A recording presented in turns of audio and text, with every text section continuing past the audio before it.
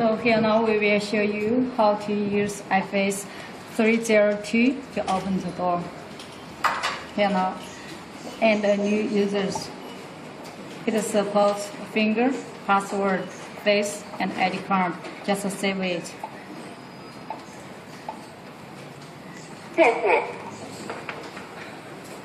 So here now we have installed electric bolt lock.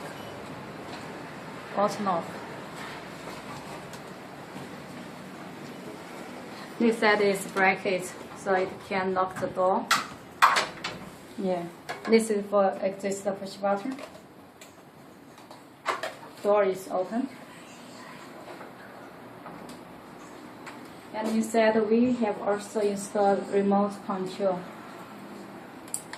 Yeah, door is open. So this is for one company size iface 302. It has included one device, one piece is electric bolt lock, and one piece is bracket. Inside is exit push button. This is which we installed in our company.